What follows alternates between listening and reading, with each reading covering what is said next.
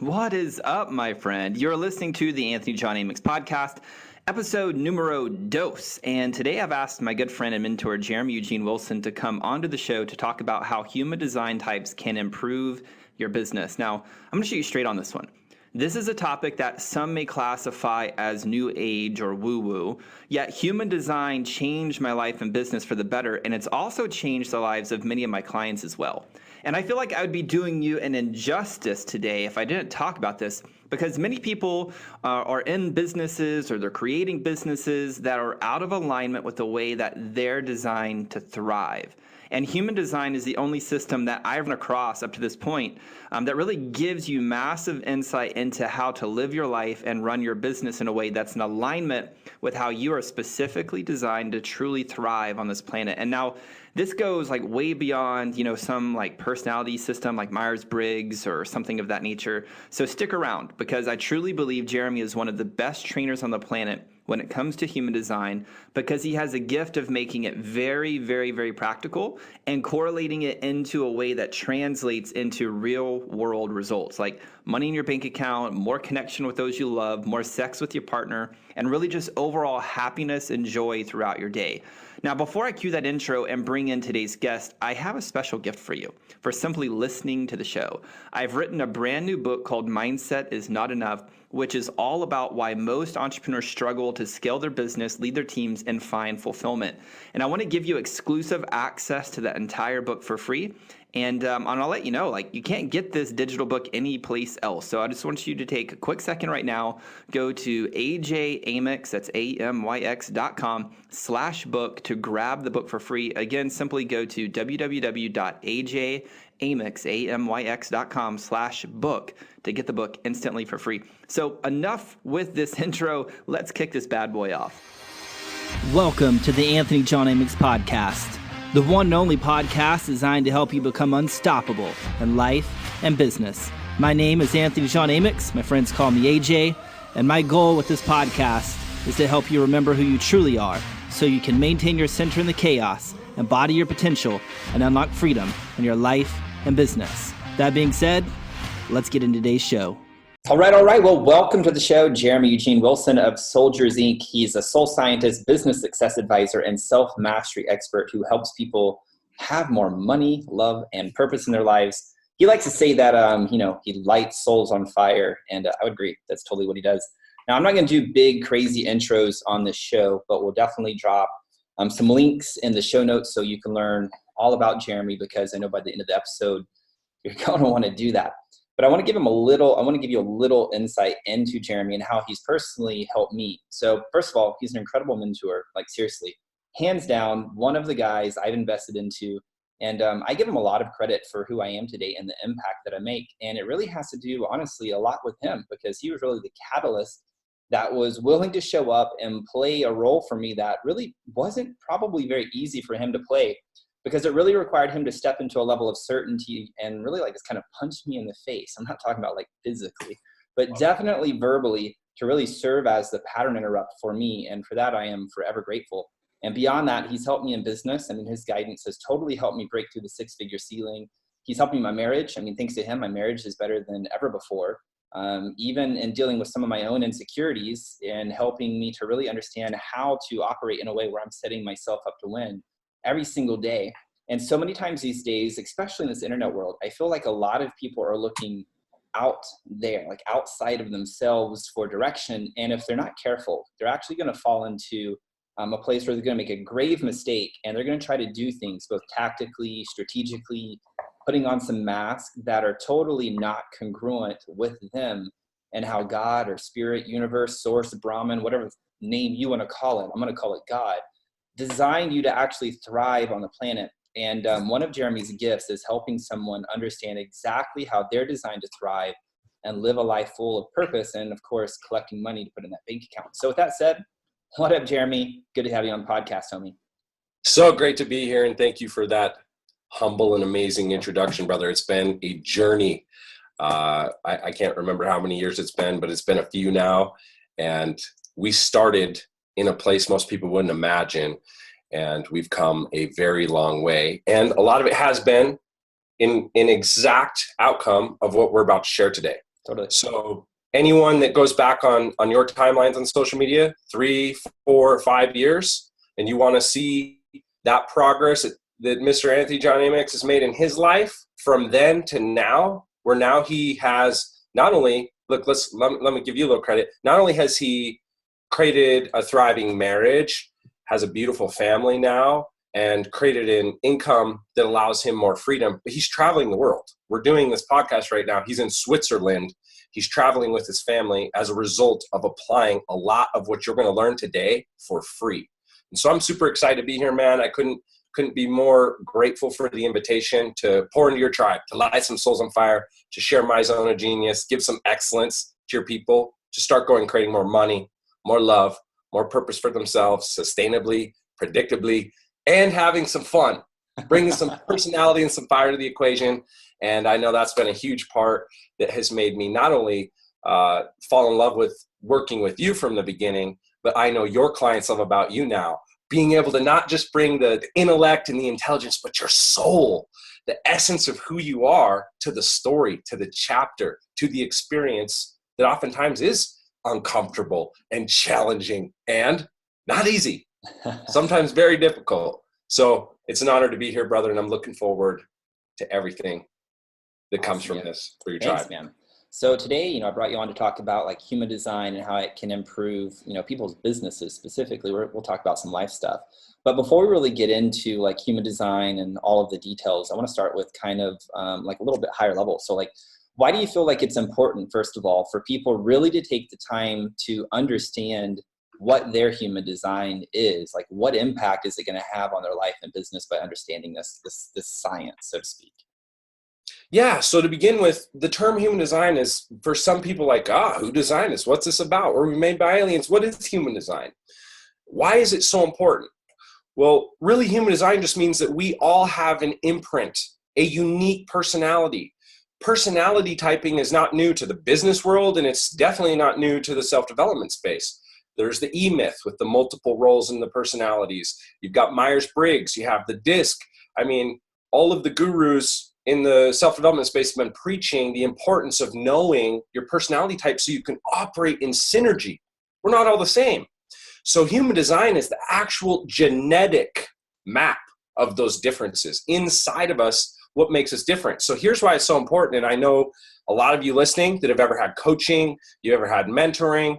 This is going to be one of the things that allows you to heal the inadequacy and the security you might be holding on from old coaches, old mentors, old teaching, books you've read of why some things work for you and a lot of things that you've been trained to do don't.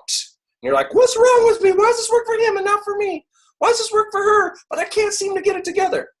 That's because we're all different. And although we have, for the most part, 10 fingers, 10 toes, 2 ears, a set of nostrils, eyes, and a mouth, and we all kind of look similar on the surface, right? Underneath the hood, we know we're far different. Think back to when you were a child. Did you think like your brothers, your sisters, your mom, and your dad? Most likely not. And so my point here is when most people are reading a book or they're getting coaching or advice, they're not taking into consideration the differences in their design, the differences in their standard default personality. And so if you're taking advice from an orange and you're an apple, you're going to be really frustrated. If you're taking advice from a frog and you're a bird, hey, this is how I got here. Swim up this path. I don't swim. And you're going to feel like shit or like something's wrong with you that you can't follow directions. So why can't I fly? Why am I hopping? Exactly. So I would say the most important reason is because we're all born and embedded with unique roles, talents, and yet we're forced into a machine. In most places of the world, education systems are a comparison machine. And we're like, you better have A's in every topic. But the people who have really fucking made changes on this planet, they sucked at almost everything in their life. They were really amazing at one or two things. And they struggled and suffered trying to fit into everyone else's box and go take all the classes and courses and learn everything to fill all those voids so that they can have A's across the board instead of F's.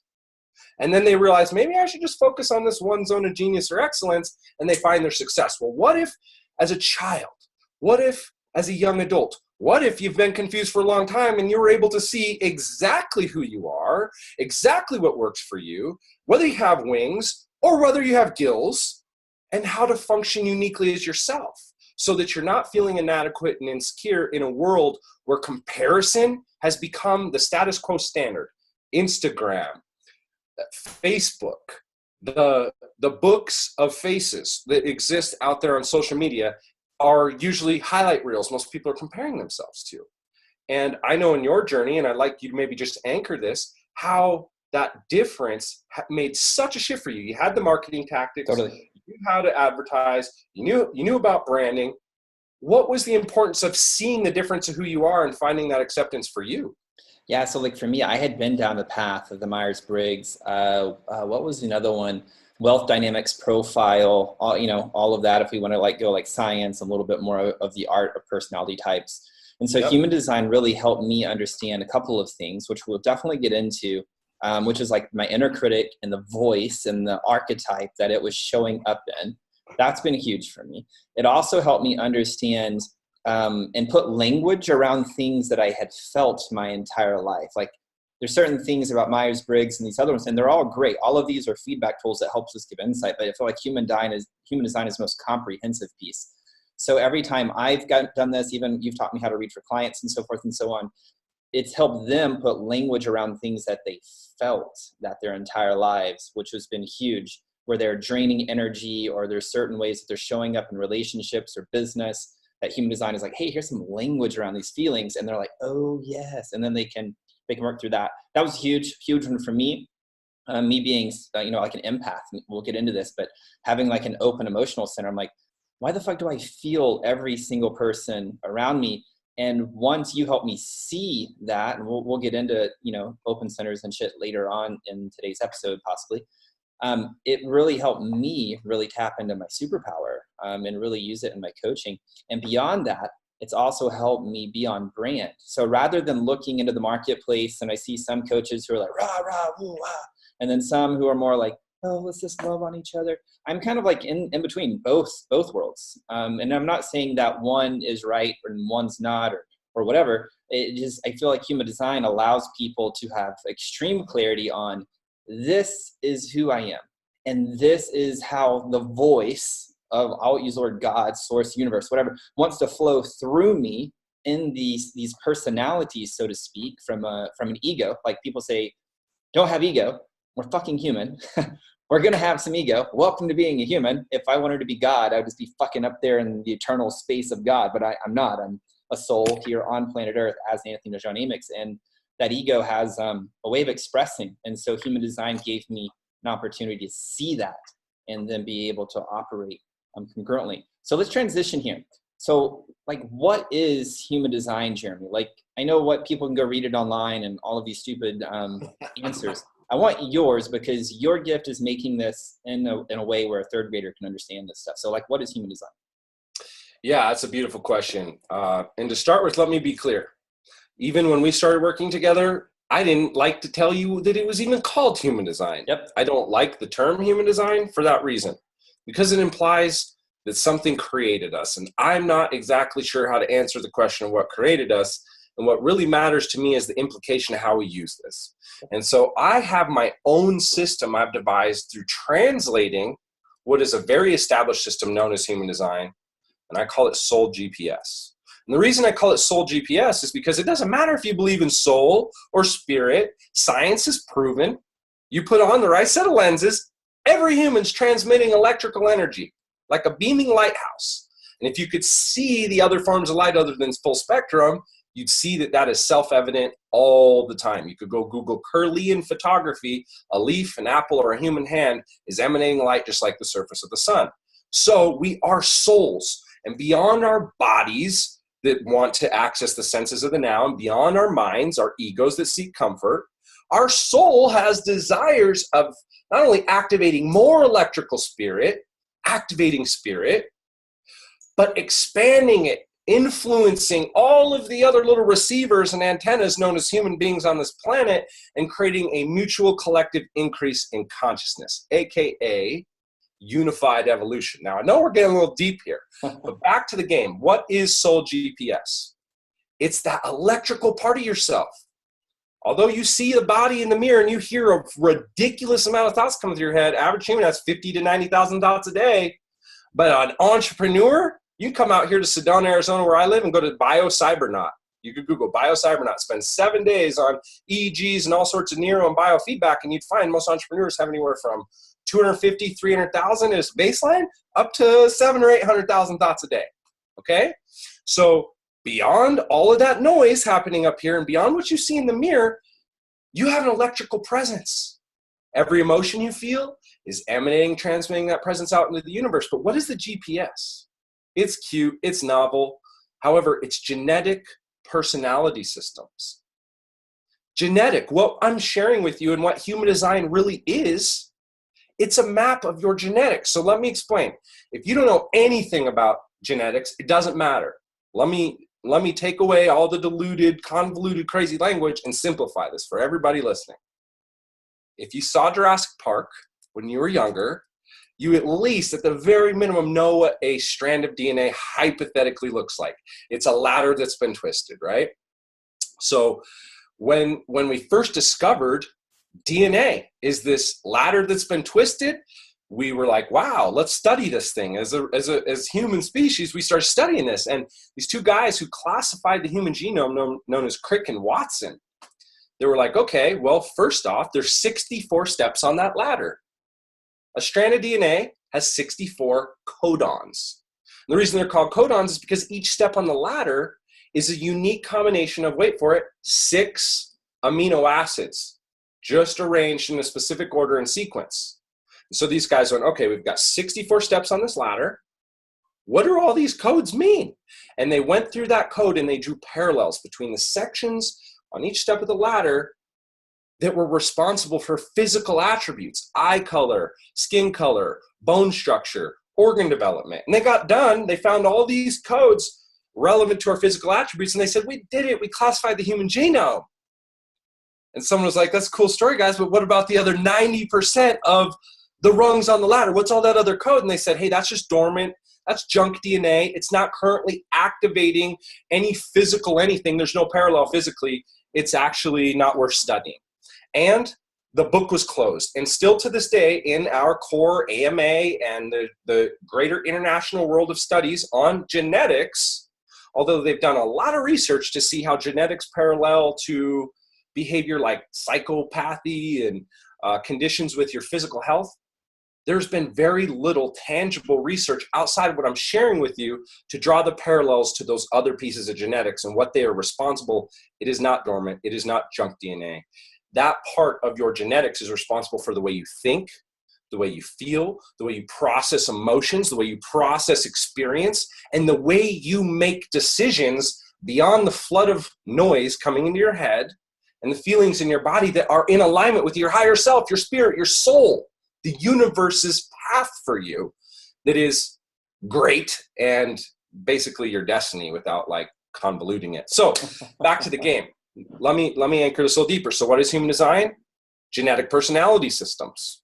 It's that aspect in your genetics responsible for your personality, the way you think, the way you feel, the way you act, the way you respond to other people, the way you communicate, etc. However, the way I like to anchor this for people, does a fish know it lives in water? Does a fish know it lives in water? I don't know the answer to that question. I love asking it over and over again. It's rhetorical. But I assume that because a fish is born in water and they just travel through the water and they breathe water for their oxygen, that they don't really realize they're in water. Well, in a similar way, if we were able to put on a different set of lenses to see the situation environment we're swimming in, we're swimming around in an energy ocean. For you to hear my voice right now, there's invisible energy. You cannot see my voice or the sound leaving my mouth, right? But because you don't have mute on, invisible energy is traveling across the world through waves being translated, and you can understand me. So here's my point. We live in an energy ocean, not just sound, electrical energy.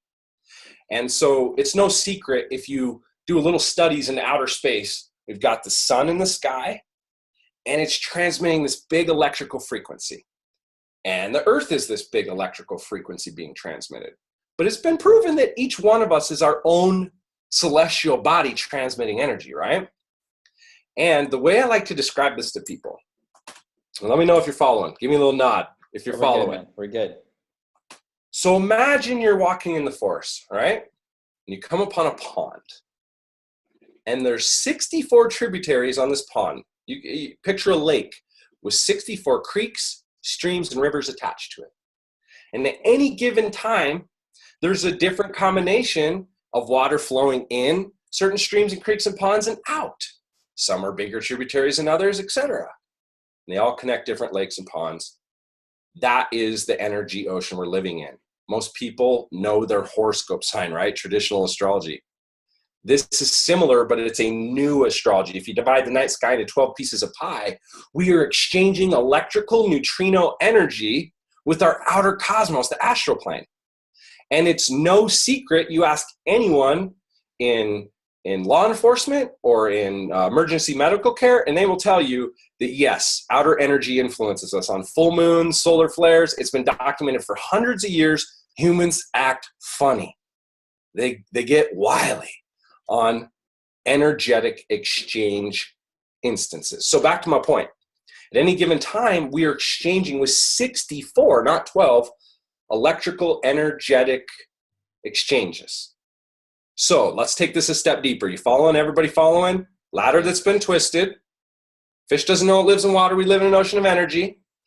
That little ocean we have has 64 tributaries attached. So now I'm going to pre-frame something. Inside each and every one of you, unless you're a little bit mutated, there's 33 vertebrae sitting inside your spine. And sitting nicely between those 33 vertebrae are your 32 central nerves.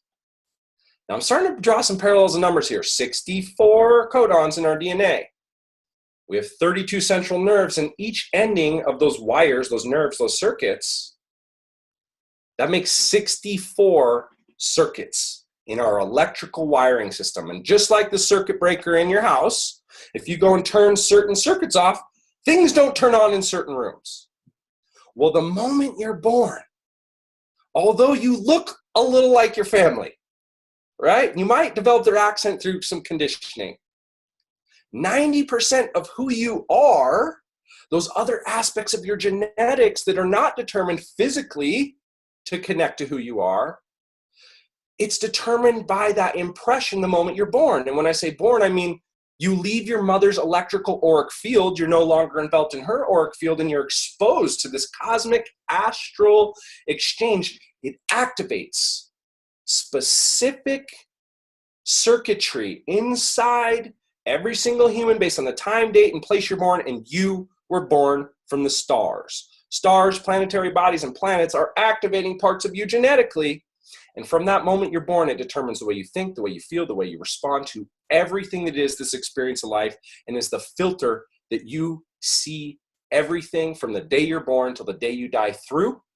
So if some people are born in different colors of lenses, knowing those lenses is really important. So what is HD? It's that system of who you are.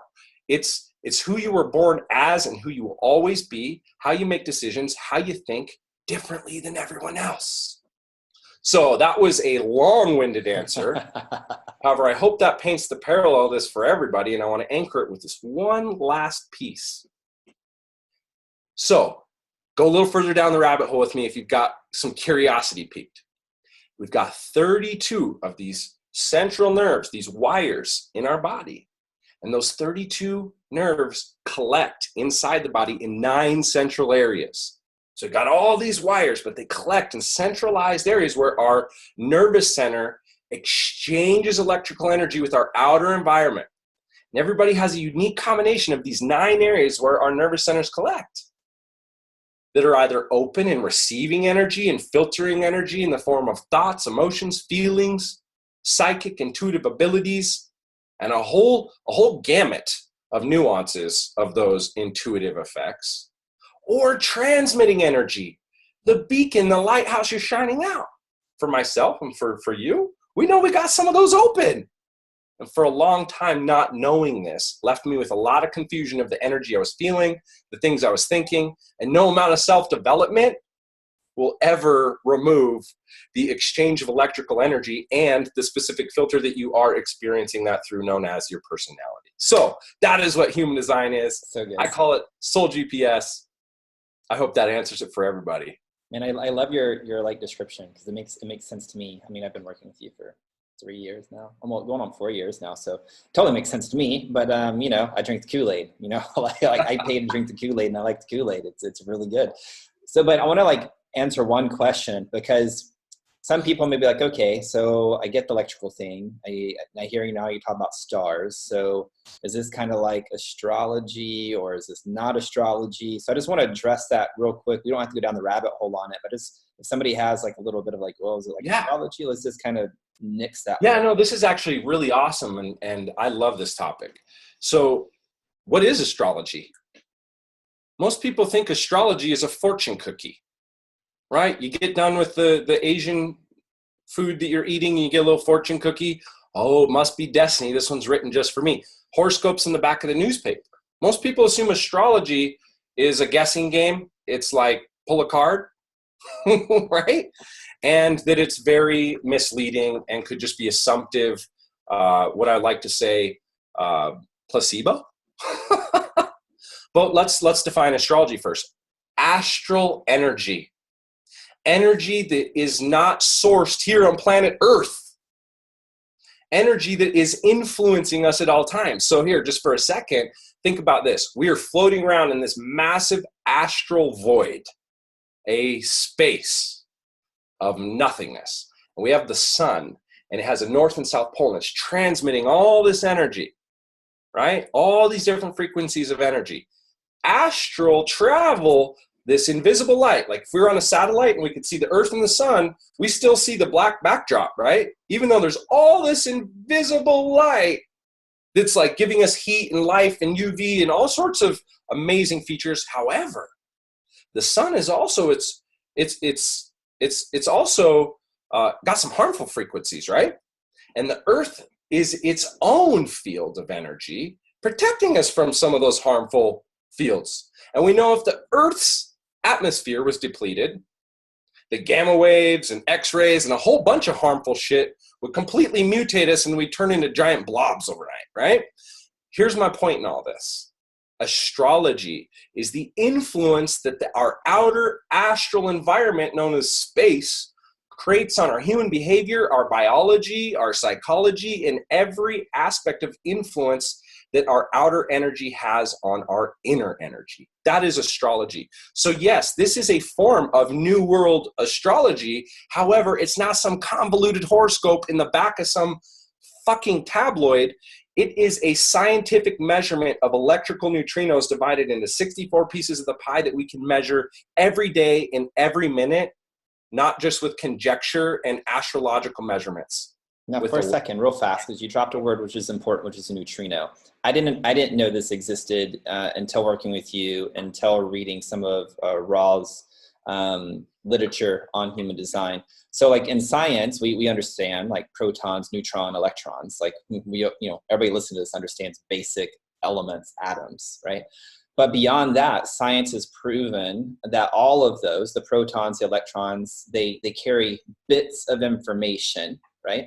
But then it also proved that, like, I think it was like in 2008-ish, 3-ish, somewhere around there. I don't remember the year exactly. Science proved that there's another thing that we did not learn in grade school, which is a neutrino, which is another piece in the atom.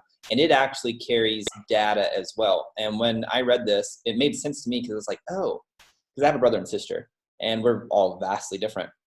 And so I'm like, oh, so this makes sense. So like there's literally bits of data that is floating around on the astral plane that is being embedded into our bodies. Maybe it's the thing that inspires some of the thoughts that we have when we're walking down the road. We're like, oh, what a great thought. I should do this thing. It's an inspired thought, little bits of data.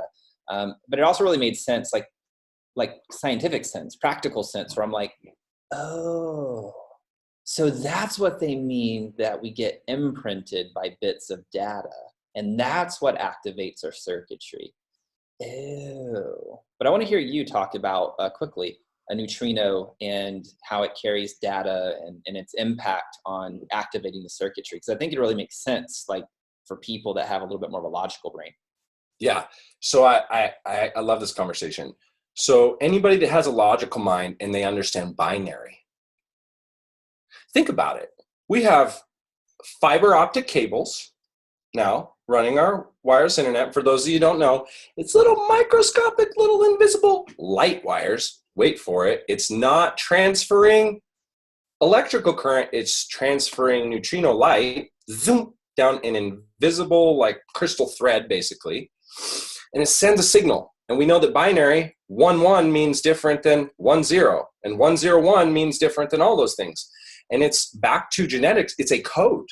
And right now, for you to hear my voice, there are so many processes with the sound in your computer right now, taking my voice, converting it into little zeros and ones, sending those down a stream of about 100 fiber optic cables, converting those back into data, and you're hearing my voice. You're seeing my face. And so just like binary works, little codes, little symbols, little bits of data, even though you look at the wire, you can't see it. It's just little glimmers of light.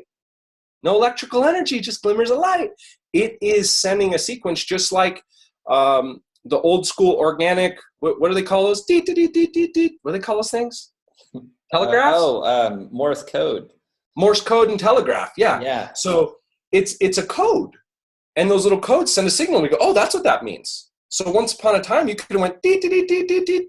And somebody who was sitting and reading those codes all day, they would know exactly what you meant just by going, deet, deet, deet, deet, deet, deet, deet, deet, deet.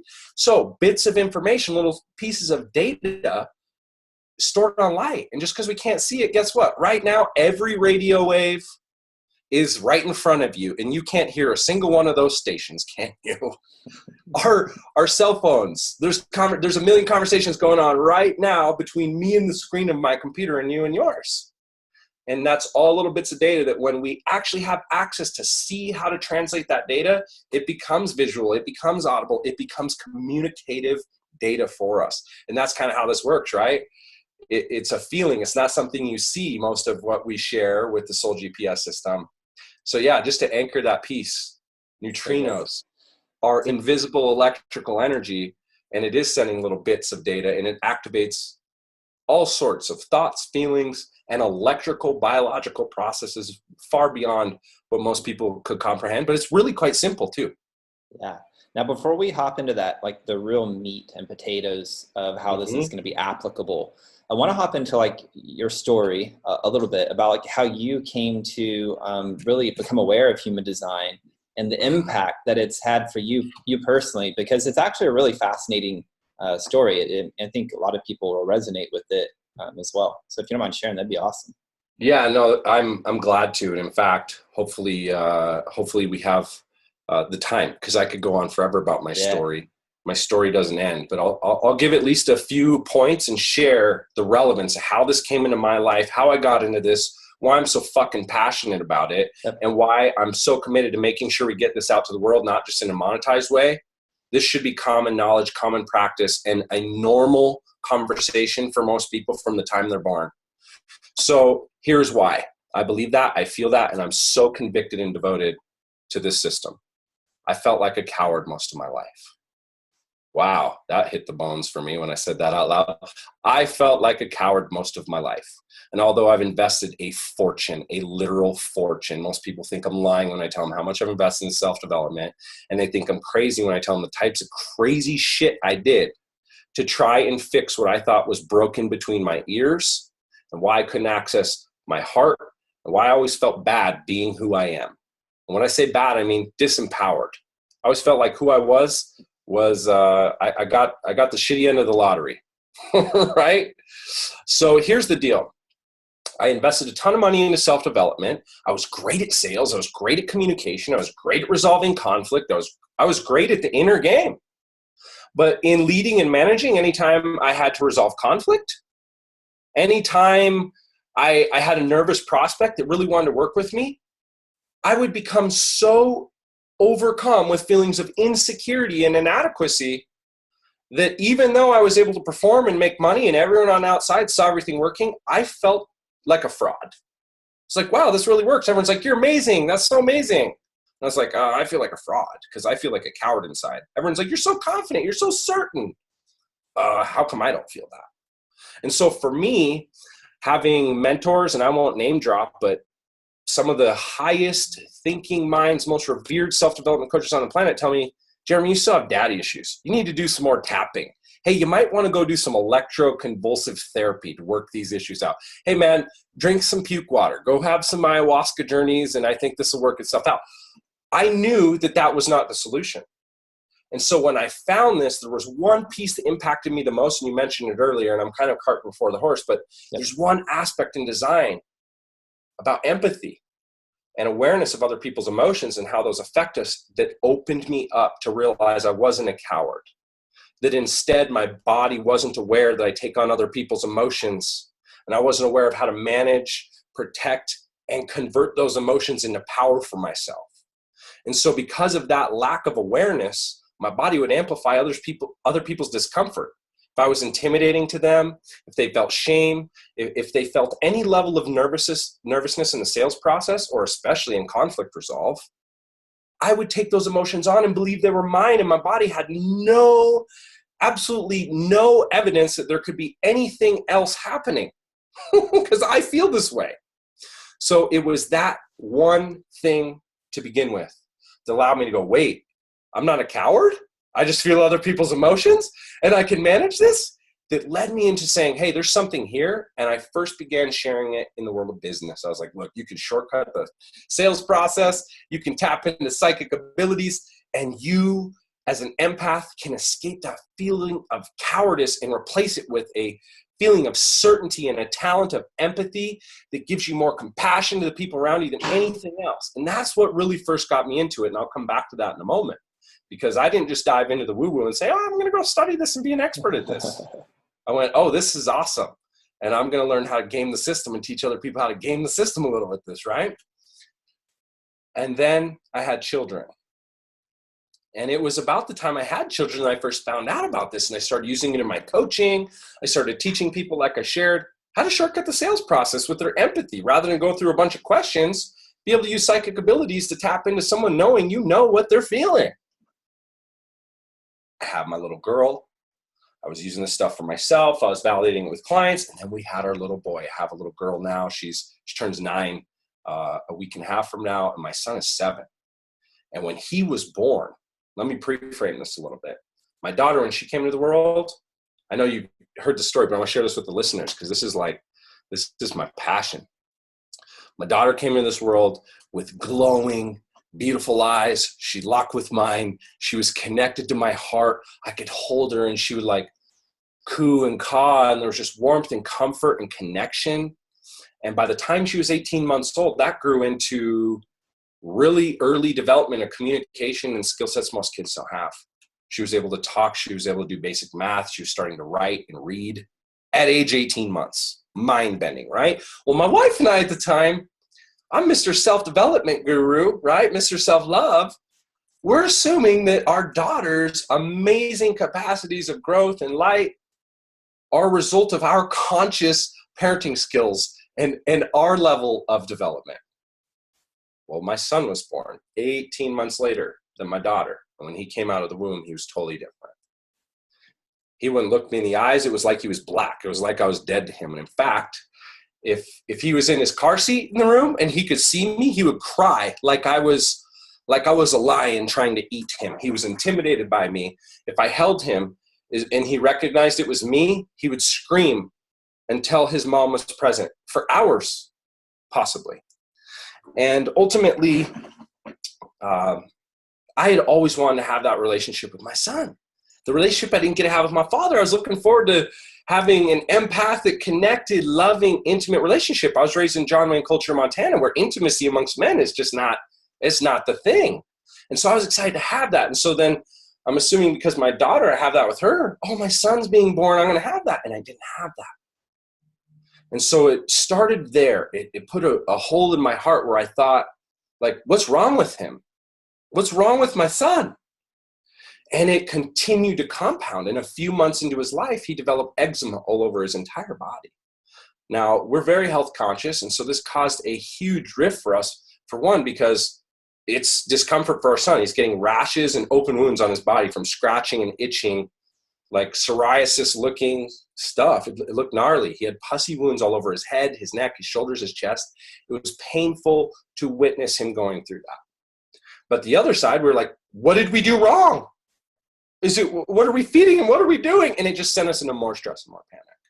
So we invested a stupid amount of money through traditional and non-traditional methods to diagnose his condition and find a solution.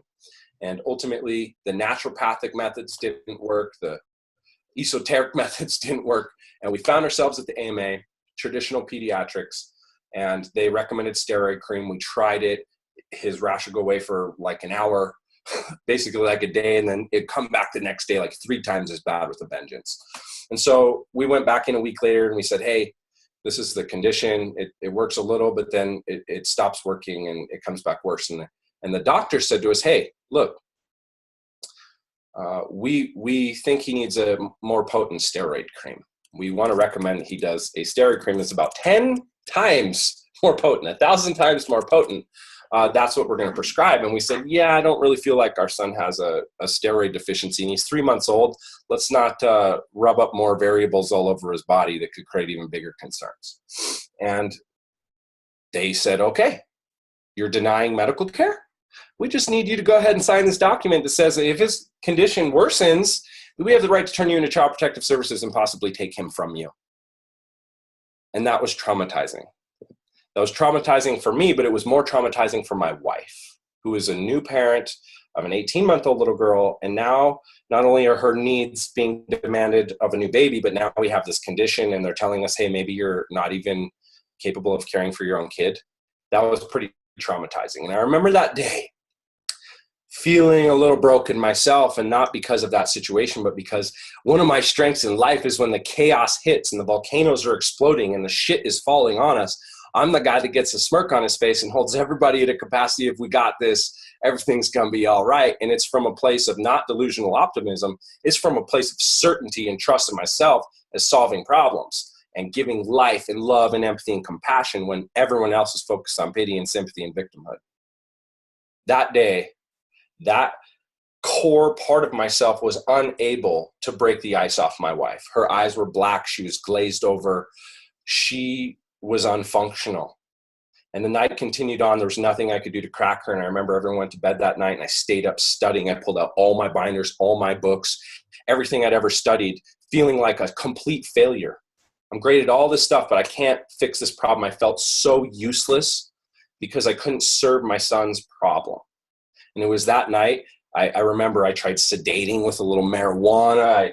I pulled out my sound bowls and I humdulillah, ohmed it up, transcendental meditation, you name it. Nothing shifted me out of that focus. And so it hadn't occurred to me before then, maybe I should look into this and pull the charts in the science, because for me, I'm a scientist. I don't pull things and take anything as subjective. Everything is subjective. I don't take anything as objective truth till I've researched it. So for design, in my first year and a half, 2 years of design, I was pulling someone's chart and going, it says it means this, but I don't know. Let's see. Hey, I want to ask you a question. I won't even tell people who's looking at their chart. In your life, does this happen? Do you feel this way? Does this show up for you? How does this show up for you? And I'd be able to validate and verify someone's chart to know it was accurate. And I was still kind of skeptical a little bit. I knew mine was, but I wasn't sure that I was an expert to share with everyone else. But that night, pulled my children's charts. I was like, can't hurt. And this is where everything changed for me. And I know that's why you invited me to share a part of this story here. Yep. That night, I had my daughter's chart, my son's chart right in front of me. It always brings up these emotions, both gratitude and like the relief of that pain.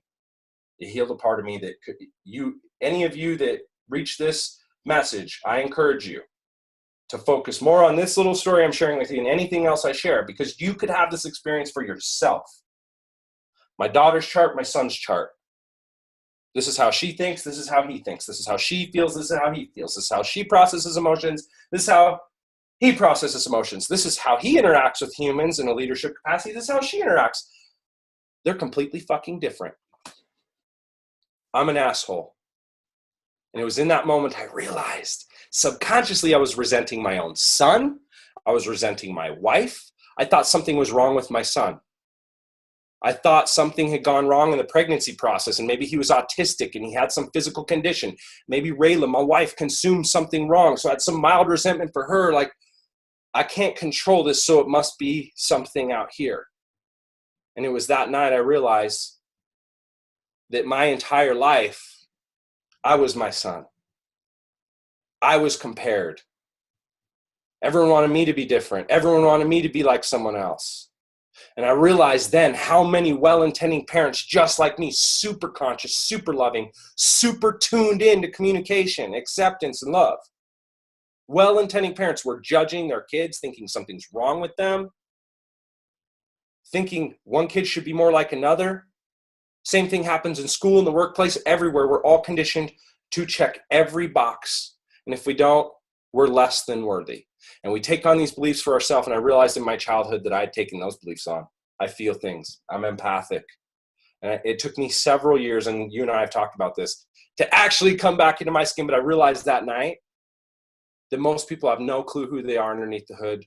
And they've probably been judged for it unfairly and then develop beliefs and conditioning that causes them to believe they're broken too. And the truth is this: there is nothing wrong with you. You're not broken. God doesn't build any junks. The universe doesn't make any mistakes. And you are just uniquely embedded with a genetic personality that is different than everybody else on this planet. Now, you might find someone with your same design, one out of every 76,840, somewhere in there. However, my point here is this: most likely, everyone in your life has a unique personality, and you see the things that you wish would be different about them instead of the things that make them uniquely them and the most powerful version of them. And in your own life, your self-acceptance and your self-love, not just for others, but for yourself, comes down to this knowledge. So I'm going to share one last little piece of story, but that was the one that tied a passion in for me, that like humans are walking around asleep to who they are, even the most conscious ones. And that through this knowledge, we can understand who we are individually and the people around us, their differences, and how to communicate and cooperate amongst differences in our personalities. So good, dude. But the one that really anchored me to bring this to business, you cool if I share it? We still got time? Yeah, we're good. So that lit a fire, right? And coming back to, I was using this in business training. So I was like, yeah, I'm gonna go passionate. I created lead magnets, like learn your intuition type, learn your core instincts, learn how to access the ability to discern and make decisions beyond logic and emotion. People would come on and pay a fee to do a short call with me to tie them in just into their core intuition type, right? And there's 7 unique types. Every single person has a unique type of core instinct. There's all sorts of various types of intuition, but we all have one core instinct. In human design, they call this our authority. And there's 7 types. And I had this guy sign up for one of these calls. I get on a call and he's like, I'm in this new shared office space with these guys in my business. I need some advice. I need to know how to make decisions better. And I shared with him his type of intuition. And I'm going to shortcut the story, and I'll leave a nice cliffhanger here for those of you that are interested in what yours are for a future episode.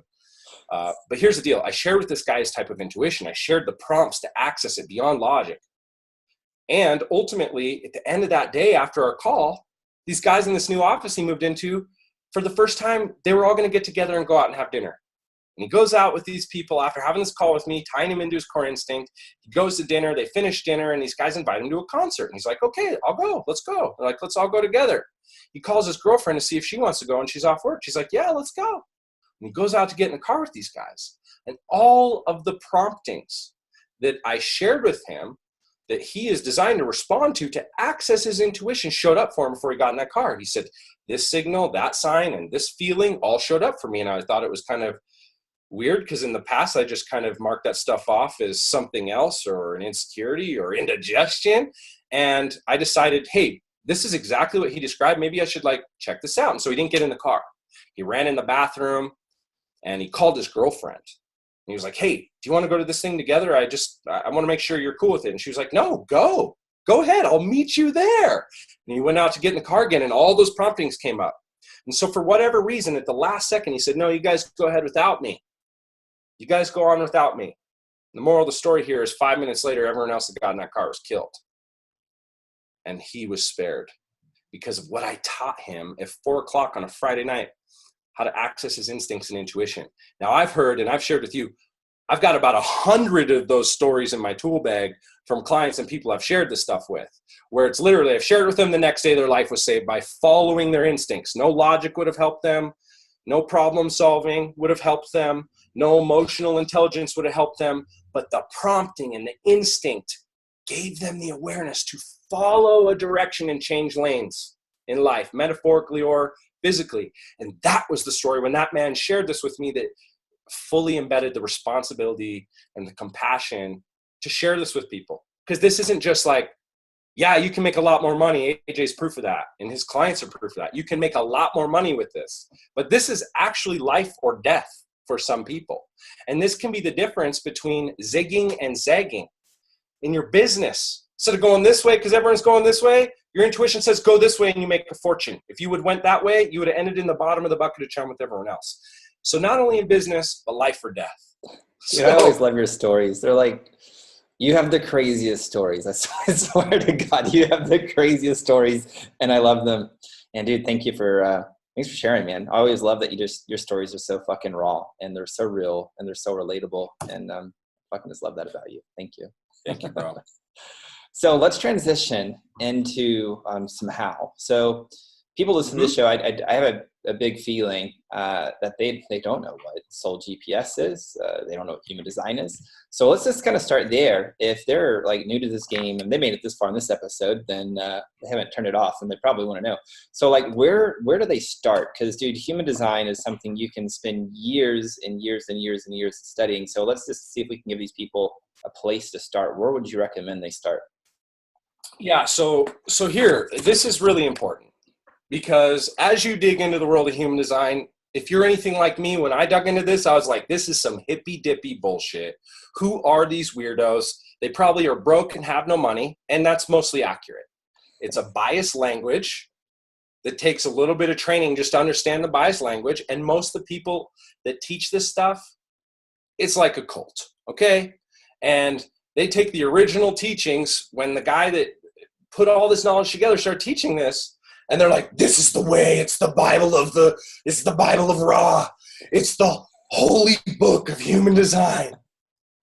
And so most people get lost in the language, the lingo, and the cult-like strictness of this knowledge.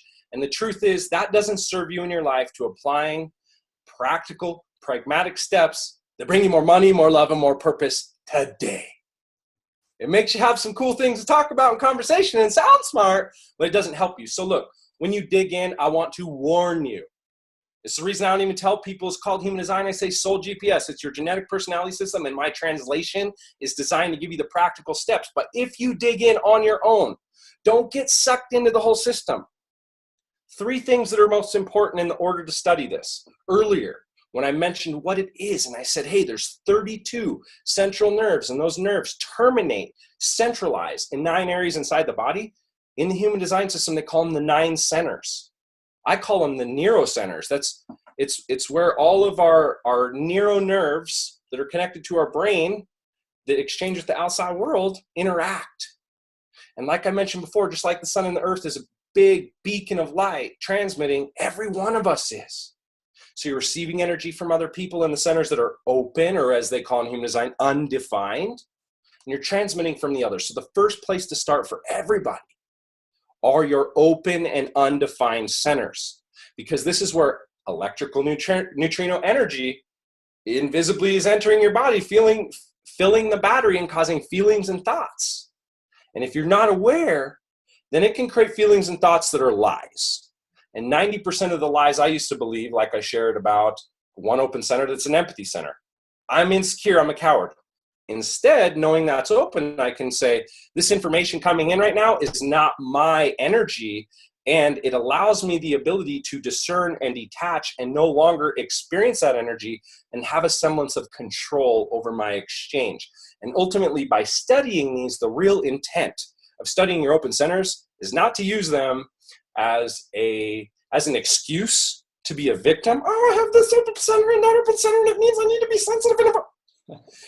It's for you to become empowered in, and the way I describe it, it's like, imagine you're marching in the war, right? And you're a soldier. and you have a sword down through your belt. You just stuffed a big ass sword down through your belt. It's not sheathed. A sword would cut the shit out of your legs with every step, right? It would hurt. But if you put a sheath on it, you can see how it's affecting your body, and you can feel what it's doing and put a sheath on it. Now, what used to be a vulnerability is a weapon that when you're aware and want to use it, it can benefit you. So in every single center is different, but each is unique in that way. And unawareness to that center creates a massive vulnerability in your thinking and your feeling and your decision-making process, because that data is taken into account with falsehood. So knowing that can allow you to make decisions. Probably the fastest impact you'll have is from the centers. Totally. And before we hop into the other two pieces of where to start, I want to talk about the centers a bit, because yeah, I totally agree with you. I find a lot of people hemorrhage a massive amount of power and a lot of peace and money through their open centers. And here's what I mean by that. I find in the scheme of entrepreneur, I don't know if it's just the people I work with or if I could broad brush it, I don't know. But I find a lot of people have an open heart center, it seems like, in this entrepreneurship game. I swear, like every single person I work with has an open heart center. I do. Maybe it's just me because I have one and I've learned some big lessons and they're coming to me to learn some big lessons. I don't fucking know. But like, it really helped me understand why I always feel like in the back of my mind, there's this voice that's like, you're never good enough. And no matter what I accomplish externally ever feels good enough. And it's really coming back to that open heart center. And I would look at other people and be like, they're like, do the fucking work. Blah. And I'm like, why is it that I don't do that? Like I can do that for a sustained amount of time, but then like it goes away. Am I broken? Am I fucked up? Like, am I not working hard enough? And it would like, we'll get into the profile too. And then so my fifth line, my general's like, you piece of shit, you're not doing work enough. Like that's how my internal backseat driver talks. And so I realized, oh, not me, just the way that I'm wired here in this human body. And I've learned, some tools and stuff that we don't have time to go to during this episode to learn how to shift kind of out of that drift and get back to a place of power. So yeah, dude, I would totally agree, man. The open centers have radically transformed my life, both knowing the open emotional center and the open heart center for me, man, those two, when I understood how to like plug those up and leverage those, game changer for me, massively across the board for sure. Thank you. Yeah, so I couldn't agree more. And I felt that shift with you. Yeah. When we started working together, it was like, here, actually just touch on that. What did you feel before? Let's focus on emotional center. What did you feel before? What was showing up for you in your common world from not having awareness, and what is present now? So coming to the open emotional center, I always avoided conflict like the plague. So anybody who's kind of, avoiding a conflict, usually they're like totally avoiding conflict like the plague, usually because if they have an open open emotional center, when they're in conflict, not only do they feel like whatever they're feeling, sadness, anger, whatever, but they're feeling that other person as well. And they're amplifying at times like 1,000. And so there's a part of them that just wants to shut down and make the conflict go away as fast as humanly possible, because they're like, man, this is intense. They're like their anger, their sadness. So that was a big one for me, man. Like it translated to me being able to stand in the pocket in conflict in my marriage and being able to just like hold space, dialogue, and really kind of collapse some time and create more connection. That was a huge one for me. Let me get my camera back on here. No worries, dude. It's a good time for me to move. I'm plugging in my computer, so it's perfect timing.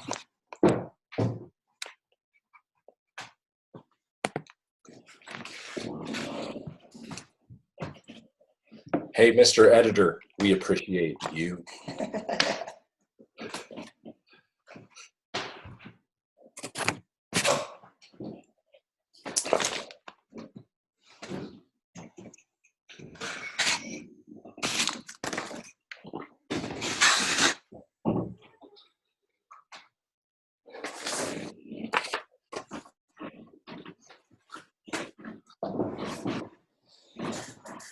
Boom, perfect. Beautiful. So back to this piece. Yeah, that's a great way to express it. It really is something a lot of people don't realize makes them a liar, right? Yeah. Like you said, and people go, oh, I'm not a liar. I'm an open emotional center. I'm an open emotional center. And I amplify other people's emotions. So if I'm bleeding and my leg is cut off and someone says, Jaramy, are you all right? Unaware, if they worry about me and have fear, I'm going to take on their emotion. I'd rather not take on their emotion on top of what I've already got. So it's easier for me to say, I'm good. Don't worry about me. Yeah. And now on the flip side though, dude, like it's giving me like kind of this unfair advantage, like especially in me being a coach, because like when I do my Uprising Adventure event, 3.5-day event, you can't hide. Like I'm going to force you to deal with your shit because I can feel if it's fucking true or not. And so anybody who works with me, they know they can't fucking hide. Like you cannot, it's fucking impossible because I'm tuned in and I'm like, it's a minor there's be in your body, like shit you've taught me. And I'm like, not mine. And then I'll just like hold the mirror up and it's been a huge gift, man. It's been like a massively huge gift in business and with my family and just my marriage. Like it goes across the board. So with all of these, there's blessing and curses. And so, yeah, it's brilliant, dude. I love the open center. So let's dive into the other two pieces. What is the second thing you say they should learn? Yeah. So I call it in the Soul GPS system, energetic archetypes. In the human design system, they call it your profile. Now, the way I love to describe the profile, I use a little story. It's fun. But before I do, just imagine impressions. Impressions, like we meet everybody. I don't care if you say you're non-judgmental. When someone friend requests you on Facebook or social media, you make a little judgment on whether or not you're going to approve their friend request or not based on that picture, based on that first initial energy. And if it wasn't there, you go to their page and you go, who the F is this person? Nah, or nah. There's an alignment of values. And so it's really important to know this for a few reasons. One of the most important reasons for business owners is because there is no universal way to market. If you do not market on brand in congruency with who you are and you try to become someone else for your brand message, you are going to fail and people are going to feel your lack of alignment, congruency. But back to just the basics of life, the importance of knowing this, it's two reasons. One, you're an electrical being transmitting this signal. And if you walk into a room and it's dark and no one can see you, but they can sense that, even though it's subconscious. And for you or I, it's become very conscious where I can tell you what profile you are without pulling your chart. I can feel it. However, for most people, it's subconscious. And there's a subconscious impression before you've opened your mouth, before someone's even seen you electrically that you're leaving upon that person. And it creates a certain expectation and a certain acceptance of behavior. And if you're out of alignment with that impression that your energetic internal archetype is transmitting already, you're going to lose money, you're going to lose friends, you're going to lose faith, trust, and respect fast from the people that matter most. Your customers, your clients, your friends, and your family. So the importance of this is to understand this little story I'm going to share with you. So imagine right now, you're sitting in your car at a 4-way stop. Now, you shouldn't be on your phone, but you are. This is for the sake of my story, okay? You're at a 4-way stop. You just came up to the stop sign. And you get a friend request on your phone and you look down and you see the face. And there's this person's face. You know nothing about them other than their face. And you look up and across the road, the opposite at the stop sign across from you, it's the person that just friend requested you in the car. And you're like, wow. So the metaphor I like to use is you're going to make a judgment of that person based on the other characters and people in the car with that person. So you could know nothing about them, but then they drive through the stop sign, and as they take their turn in front of you, you see that there's a passenger in the passenger seat dressed like Snoop Dogg. You get a friend request from someone in a business suit, you see them, but then they drive by with Snoop Dogg in the passenger seat. You're going to make a judgment, an assumption. You're going to have an impression about that person's personality, their values, what they like, what they dislike, what they stand for, what they don't stand for. But then as they come all the way through the stop, you're going to see there's a passenger in the back seat, and even sometimes 2 passengers. For me, I got 2 in the back seat, right? So here's the deal. Based on those characters, if in the back seat you've got, a businessman in a suit, you're going to have another different impression. And if the marketing on the top of this car does not match the characters in the car, you're going to call bullshit and you're never even going to go near that person. You're going to hit decline on the friend request. Now, this is all a metaphor. But my point is, when you're aware of the passengers in your vehicle, the other side of this is, you know the impressions you're making on everybody. It might feel unfair and very limiting at first, but it's very liberating when you understand what kind of vehicle you are and the impression you're leaving on other people and what your billboard says before you put one up in your ad. Yeah, so good. And there's 6 profiles. And so like mine's a 3-5. One of the things that I love that you do is you kind of create them as archetypes. And again, it makes it super practical. So the 3 being kind of the rebel, and then the 5th line, the subconscious piece, the person in the back seat. So it's like the person in the driver's seat, rebel, person in the back seat for me, 5th line, general. So I'm kind of this rebel general. And there's always this dichotomy that plays out with all humans, myself included, where it's like the rebel wants to have fun. It's like, fuck, fuck society. Let's do my way, craving variety. And then the general is like, let's make everything's in fucking order and let's check off the to-do list and get to work. And they kind of battle a bit. But here's they're like making it applicable. For me, once I understood this, I stopped looking out there to the marketplace, to the tactics, to the tools to figure out, well, what should my message be? Like, what is the voice of my copy? What is the voice of my podcast? What is my branding, need to look like? What do I need to work with Jason Osborne on to design for me and all of this? And now I'm just like Rebel General. Like, it's going to be funky. It's going to be a little weird. I can be my quirkiness and wear my weird $7 glasses that I found in Las Vegas that are super cool. You guys see that on the podcast art. And I like my weird, quirky, stone jewelry and my weird Japanese watches. And I can be me, who's super weird. I'm strange. And for the first time, I can say it and be like, what up? I'm strange. How you doing? And then on the other side of that, I can fucking lead. And so that's the general piece, and everything is congruent. And when I've taught this to my clients, like when we sit down to start mapping out, the business strategy, I do kind of what you do. I mean, what you told me to do. And so I look at their profiles or their archetypes, as you say, and I'm like, all right, before we ever go into messaging, let's figure out that, because we're going to make sure we map all of the messaging to who you are. Right. And so like, if they're, let's say like a 1-4, right? They're going to be like more of the detective, celebrity. And I would take them down a whole different path versus somebody who was like a 3-5. You know what I mean? Yeah. So what's really popular in branding right now? Disruption. Yep. And so you have all these people like, yeah, I've got to create a disruptive brand and I've got to be polarizing. That might be what your mentor did and someone told you should do because you read it in a Dan Kennedy book and it was validated by Frank Kern on a free video you watched, and you saw someone else implement it and it worked. However, that's not who you are. You're not disruptive. You're actually a grounded saint that gives people a sense of peace, and people will pay you to just sit there and be peaceful. You don't need to be disruptive. Now, Jerry, people pay us to be disruptive as fuck. And not disruptive in the form of messy, but let's pattern interrupt things and get things on the right track. I'm not going to bullshit you or sugarcoat anything. It's going to be disruptive. I'm going to interrupt you. I'm going to tell you to shut up. I'm going to tell you to stop so I can put some truth in here that's going to give you effect. That's not going to work with all personalities, and a lot of people want to do that. And the opposite was true for you. You were like, kind of like, oh yeah, dude, I didn't want to rock the boat. I mean, coming back to, the open emotional center, I avoided conflict.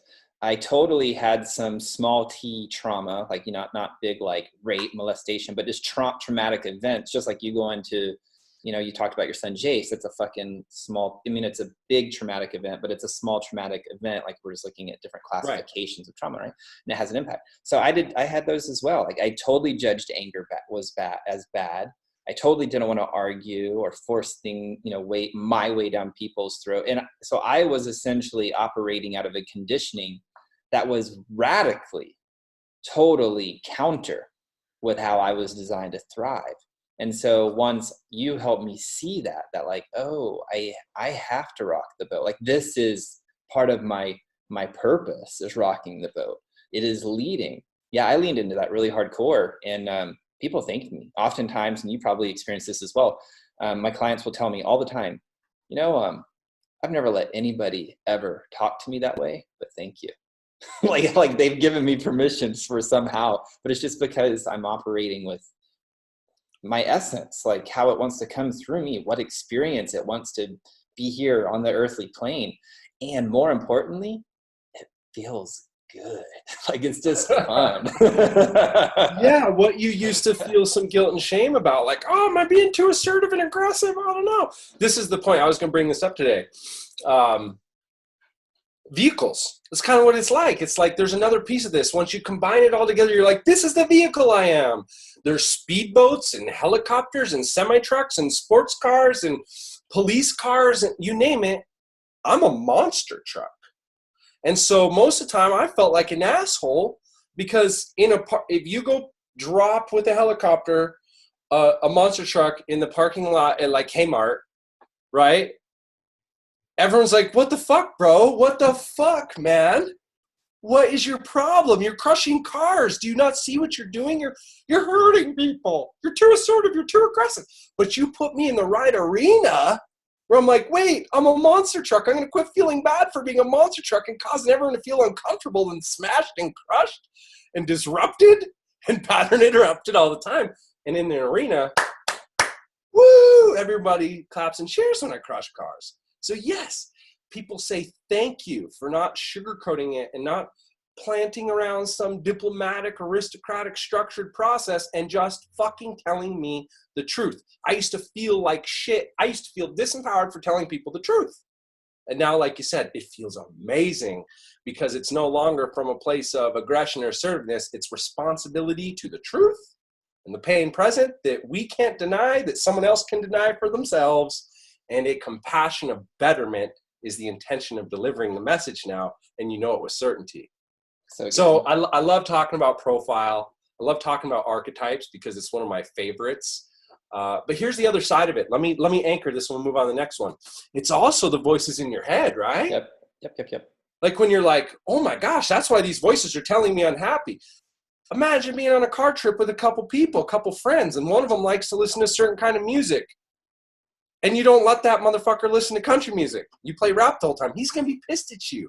He's going to be like, man, you don't even care about me. You're selfish. Those voices are going to show up in your head when you're not fulfilling the needs of that archetype. And so when you're aware that it's a voice in your head, it's like literally a car trip and you dissociate from those voices. They're no longer you. They're a part of your personality and they are independent from one another. They're not one voice. And so you hear the influence those voices are having over you. You also understand that those voices are what everyone else is hearing when they meet you, and you can align that in your branding, your messaging, your marketing, and most importantly, the deeper you study this, you just see it everywhere and you know how to interact with the different personality types. Without creating this, you can get on the same side of the fence much quicker. So good. I love that conversation, but the third piece I'm going to leave you guys with, authority. Now, some would say this is the most important, and I would agree. It's life or death. Many times I've experienced it for myself, but it's also a way for you to make decisions without the frustration of using logic.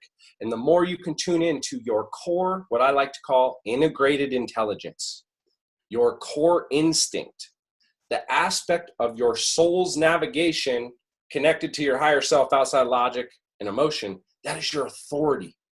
Right? Your core intuition. That's where I would encourage you to go study. Your centers, your profile, and your authority. And inside authority, yes, there's multiple types of authority, but the most common are gut response intuition. Most people that have gut response intuition, they know their truth in the moment and only in the moment. And it seems counterintuitive to logic. It's like a calling, a compulsion. And it can feel impulsive. And you may go, no, I'm not going to follow. This doesn't make any logical sense. And you could be betraying your intuition every day. And when you know how to tap into it, you can make decisions now, override your logic and emotions in real time, and find results your higher self wants, like love and success and money, and wait for it, service to others you'd have never found before. And on the other side, for instance, I'm a gut response intuitive, right? You and I talk about this a lot. Yep, me too. My wife is the opposite. Yep.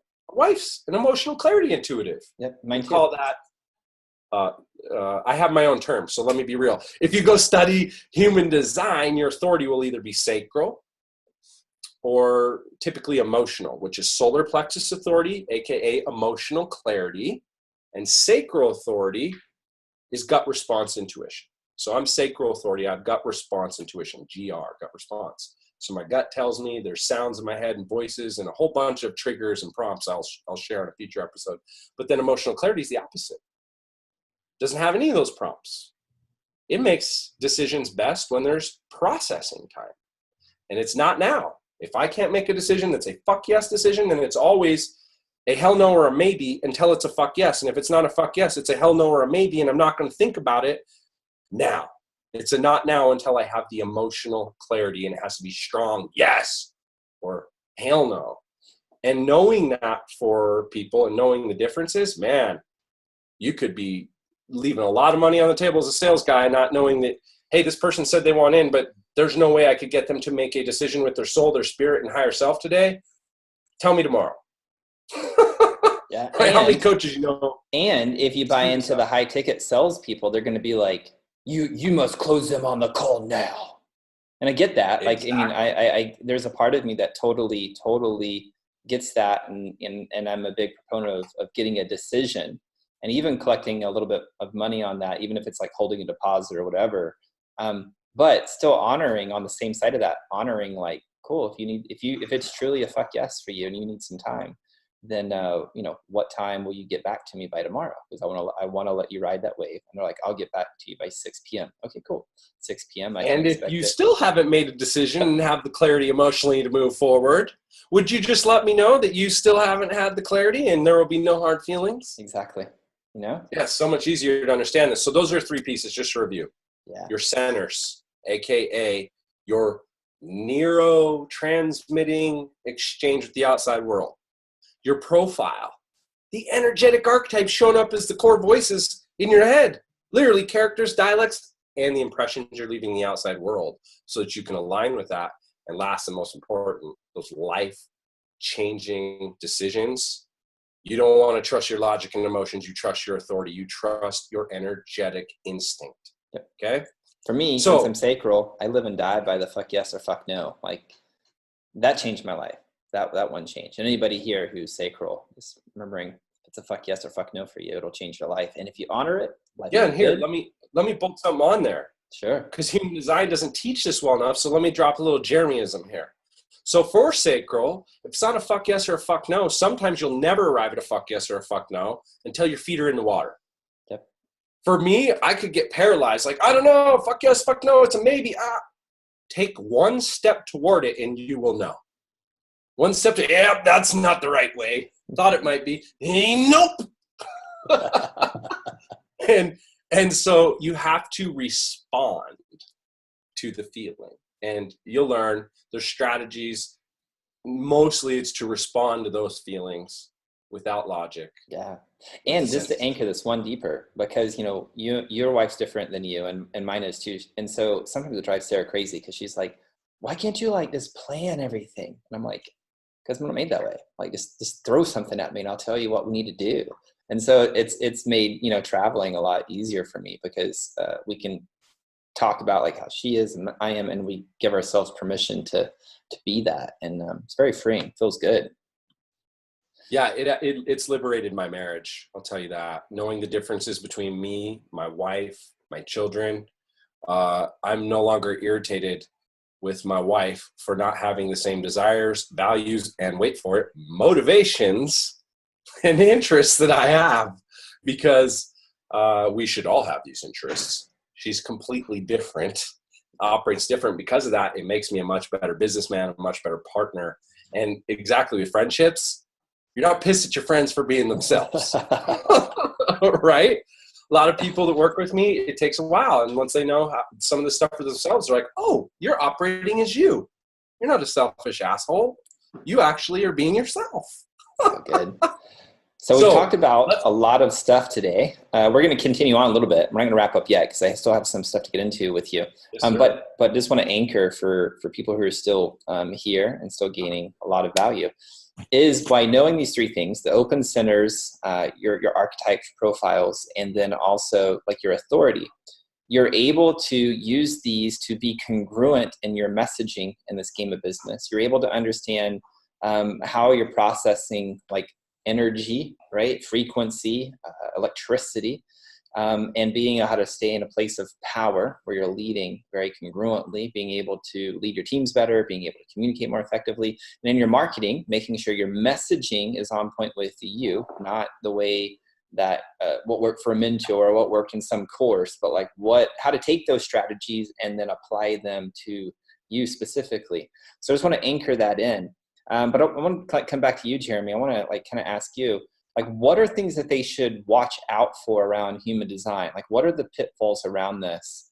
That's kind of what I want to go next. So we've already given some context of what to do, but let's just get into what are the things that they need to avoid, the traps, so they're not in a place of disempowerment from human design. Absolutely. So I will share with you the manner in which most human design trainers, especially the ones certified by Jovian Archive, the official human design certification institute, it feels like very strict indoctrination. It is not flexible. This is how you are. This is how you operate. This is who you are. This is how you should do things. You shouldn't do things this way. And for how it's shared for most people and delivered, feels very disempowering, very limiting, and restrictive rather than expansive. So the first thing I'll share is that. The second I mentioned earlier, there is a lot of convoluted language in the system. You're like, what the fuck does that mean? Someone made up a word, right? So there's a lot of biased language in the system, and you can get wrapped up just trying to learn the terminology. And so my advice is don't get wrapped up in the terminology, one, and don't get wrapped up in just what the book says. To put a little context back to the beginning that maybe will excite some of you, there's an ancient system known as the I Ching, the I Ching. The 64 codons in your genetics align perfectly with the 64 symbols, the 64 messages that the ancient astrological system known as the I Ching has available for us. And so the system of human design, although one man channeled a whole bunch of systems, the I Ching, the Kabbalah, modern psychology, electrical neuron measurement exchange with the environment, this system is science. And I've approached this from a scientific approach, right? I'm like, I want to see how this shows up for people rather than tell them how it shows up for them. And through that process, I've found that the rigidity of a lot of how this is taught leads people first to feel disempowered, as if this is their limits and this is how they're supposed to operate and it's the only way they can communicate. My open centers say that this is who I am. The whole system is designed for you to have self-awareness. And if you've studied epigenetics at all, you'll know that your awareness of self immediately trumps any genetic or predetermined condition inside of us, mentally or emotionally. And so all of the system is meant to be transcended. I have 4 open centers in my design. I have developed the ability at about a 95% capacity over the last 8 years of studying this to operate as a 9-centered being. No longer just subconsciously taking these things on because I'm conscious of my electrical body and how it exchanges and transmits with the outer environment. So another piece I'll share with you, a huge thing that I see, even people who have studied this for thousands of hours, I have conversations with them and I cringe because here's the reality, people. I mentioned earlier, there's almost 80,000 combinations of design. If you just go study your own chart, you are robbing yourself of the actual gift this can give you. Yes, that's a great place to start, to find self-acceptance, self-love, and relieve the stories bouncing around in your head and know the truth of what's happening in your real-time, soul-level, electrical neutrino exchange with the outer environment. However, there's almost 80,000 other varieties and combinations of design, and it's stupid to focus just on your chart. In fact, my advice to all of you that say, I want to dive into this at some level, don't study your chart at all. I shared this with AJ, Mr. Anthony John. You remember when we first got into this? And I said, I'll teach you how to pull charts. The first thing I want you to do, stop looking at your own and start looking at the people that matter most to you. Look at your wives. Look at your fathers. Look at your mother. Look at the people you've known forever as you're studying this so you can see how it shows up for them. You don't have to go interview them. Study their charts. So you can start to get an understanding of not just how you operate, but how you operate amongst the collective. right? Amongst all these different personality types. Yours will have a different strategy of communication and operation with every of the unique 80,000 others. So the more you study the other combinations that you come up with, the more self-empowerment and emotional intelligence and cooperation and communication occurs naturally for you. So to reaffirm that point, you want to study other people's charts. You want to see how it shows up for other people. And I believe this accelerates your ability to understand your own much faster. Would you agree that studying some of your clients has given you perspective about yourself you couldn't have found studying your own? Totally. Yeah. The more I study other people, I study mine too, but the more I study other people, direct correlation into me understanding my better, which is a great segue into the next question, which is like, where do you recommend they go to, and what information do they need to pull their charts and of course the people close to them? Yeah, so there's a couple places. You could just go online and Google human design chart, and there's many sites you can pull it for free. Jovian Archive is the official human design company. It's, like I said, a little more rigid. You have to pay money for their trainings through the virtual trainings, and a lot of the trainings that the founder created for this knowledge were created between 1999 and 2002. He died in 2011. And so the teachings from 99 to 2002, just like you and I, if I go back to what I was teaching 10 years ago versus now, it's completely different because I have a much higher perspective. The teachings the founder of Human Design was teaching at the end that aren't available in the online programs, that aren't available on the digital platforms, it's completely different and much more simplified and much less convoluted language. So my advice is, if you go pull your chart, have that in mind, but you can pull it on Jovian Archive, or you can go pull it on a variety of other sites. And what you require is your time, the specific time you were born. It shows the alignment where you were in the astral field that embedded your genetic personality. The exact time, the exact place, the exact location you're born is what will be required. So look on your birth certificate, call the hospital, get a new copy of it if you have to. But you need your time, date, and place of birth, and that's it. And with that information, we can tell you exactly, like a crystal ball, how you think, the way you feel, the way you act, how you make decisions, and what other people think and experience about you before you've opened your mouth. So good, man. So, dude, if somebody's listening to this episode and they're taking to heart what we've shared here today and what we've really unpacked, because we covered a lot of ground, what impact does understanding their human design and walking in integrity with that design, like what is the positive impact that it's going to have on their life and business? What would you say? So we could be here all day because it's truly endless. And I know that sounds like a cheesy fucking bumper sticker, but listen, acceptance and self-love cannot happen unless you know who you actually are. You can't love your thoughts, especially disempowering ones, unless you know the source of those thoughts. You will never find a full neutrality of acceptance for who you are unless you know who you are underneath the hood, and with 100% clarity, have that evidence affirmed for yourself. On the other side, this is where I've seen the most. I used to judge everybody until that day when I realized my son and my daughter were dramatically different.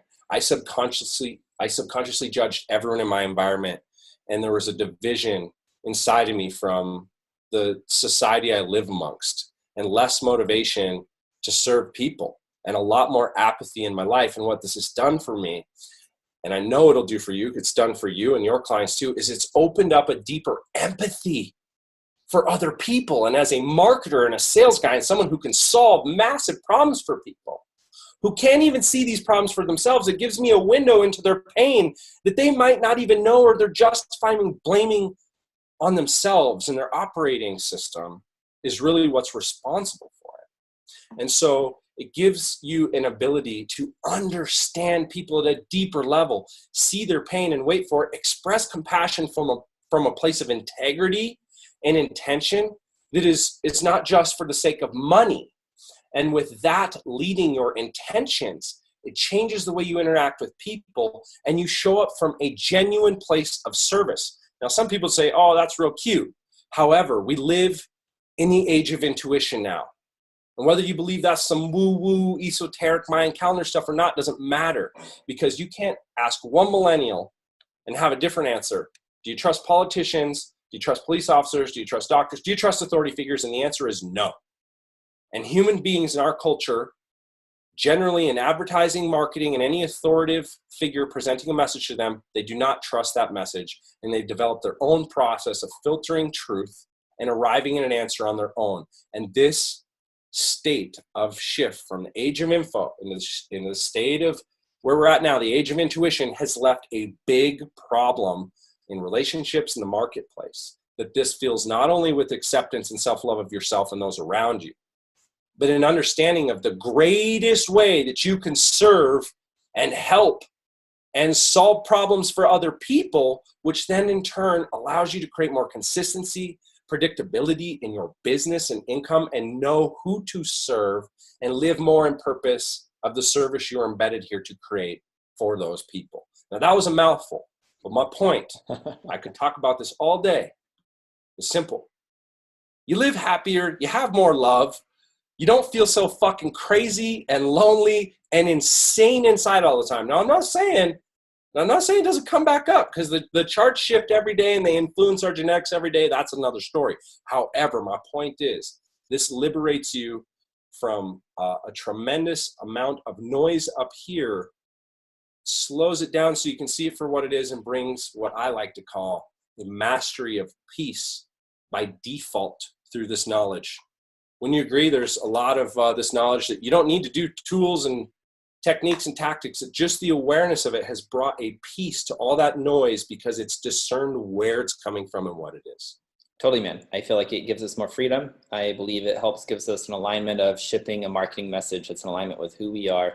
More importantly, I just feel like it gives us the map of how we're designed to literally thrive across the board in life. Now, let's just dive into the flip side, because there may be people, and I doubt it, but let's just kind of just anchor this. On the flip side, let's say, somebody's made it this far and they're like, dude, whatever, man, this is a great podcast. Sounds great. I learned some new shit, but I'm just going to continue running here, lifting weights here on the treadmill as I lift. Why would they be lifting weights on the treadmill? They're badass people, I guess, whatever. Let's say anyway, they're like, that's new age bullshit, right? And they're just like, they discard it. What is some of the potential negative consequences that they're going to experience by just totally discarding and not taking this message seriously? Yeah, so it's really clear. One, you're going to judge all the people around you, because the less awareness of what makes you different inside is going to cause you to continue to believe everyone outside you should be different than they are, for your peace, for your comfort, and for your acceptance of them. That's first and foremost. Second, in your personal relationships, the people you love and care about the most, like your children, your wife, your husband, how do you feel when you're angry with your spouse about yourself, right? If you can understand the people around you's default, they irritate you less, because you realize they're just being them. You see their nature. And when you see it's someone's nature, you can accept someone's nature rather than resist it, wishing they were different, wishing they thought different, wishing they were motivated differently. But on the other side of not destroying relationships and giving you the ability to resolve conflict in your close relationships, business, you already said it. In the world we live in the age of intuition. There's a lot of you that invest a stupid amount of time, energy, and money into learning marketing, sales, branding, systems of fulfilling everything that you offer in service. And you have a tremendous purpose on this earth that's going to allow you to become super fucking rich, wealthy, and successful, if and only if that message on the front end aligns 100% in congruency, so that you feel congruent in what you're doing, so it feels natural and complete, and other people can sense that too. And without that, look, it's already been a fact for a long, long time now that 80 to 90% of businesses fail in the first couple of years. Well, in the world we're moving to, in the space where people are giving less time, less energy, less attention, and they're just popping in looking for reviews and stuff, look, your 5-star ratings will not matter in the future, because people go, is that person like me? And so, in the modern world of intuition, In the modern world where the marketplace is changing to a digital sphere where attention is the highest commodity on earth, you can completely fail and derail your business just by not being aware of these little subtle aspects that are the principles that govern your energy and the message you're sending to the world subconsciously, silently, with the light that you are. So, bro, without knowing this, I don't know who I'd be or what I'd do in my life. So I can't answer that any deeper than I think that you're going to fail at life if you don't know this. That might sound a little brutal, but I would fail at life if I didn't know this. So it's true for me. Awesome. So there you have it, my friend. Jaramy shared a lot of information and specific strategies to help you really understand how human design, or as he calls it, the soul genetic positioning system, Jaramy? Was that what it was? Personality systems. Genetic personality systems, and how it can specifically improve your business. So I hope you take what he shared with you to heart. And if you want to learn more about, soul, GPS, human design, etc., and you want to leverage it to be able to create a life and business you love, make sure you go find Jaramy. I know he has some programs rolling out, some courses, some stuff that I've personally invested in. I would actually highly recommend it. And honestly, I'll say this, I'll give him a plug here, because I truly believe that his take on this philosophy, on this science, is some of the best on the planet. Like I've been down the rabbit hole on this stuff too. And the way that he's able to spit it to me is like, dude, it's gold. It's like a third grader can understand it. It's very practical. It's very, very simple. So if you want to go and learn this stuff and how it applies to your life and business, I'd highly recommend it. Connect with him on the socials, send him a direct message if you feel inspired to. I'll make sure I put the link in the show notes, but if you want to, just connect with him on Facebook. I think his URL is facebook.com/Jaramy, Jaramy.Wilson. So it's Jaramy.Wilson. It's Jaramy with an A. So Jaramy, dude, thanks for coming on the show. Thanks for being you, man. And I truly believe the world's a better place because you're fucking here, and fucking love you. And thanks, homie. Really appreciate you.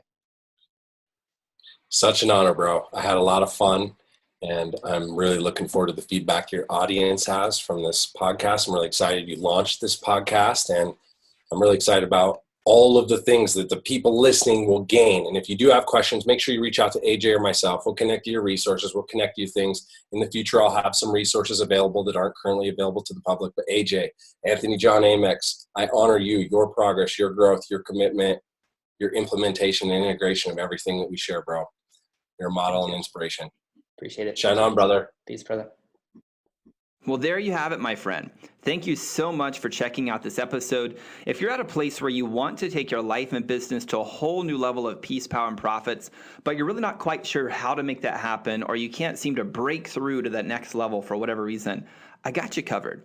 After spending thousands of hours coaching some of the best people on the planet and building my own online business, I've discovered why most entrepreneurs struggle to scale their business, lead their teams, and find fulfillment. So I wrote a digital book called Mindset is Not Enough, and you can get that book for the extremely low price of free $99, right? Absolutely free by going to www.ajamyx.com/book. And I even give you the audio version if you prefer to consume books that way. Now, you can't get the book anywhere else. It's not on Amazon or in Barnes & Noble or Audible or anything like that, and I've done that purposefully. So go to ajamyx.com/book to grab that for free right now. Thanks again for listening to the Anthony John Amex podcast. Until next time, my friend, lots of love to you. I'm out. Peace. Well, that's all I've got for this episode of the Anthony John Amex podcast, but we have plenty more to help you become unstoppable in life and business. So head on over to ajamyx.com for exclusive resources, information, and tools to help you break through to a new level of freedom, purpose, and success. I look forward to having you back for the next episode. Bye for now.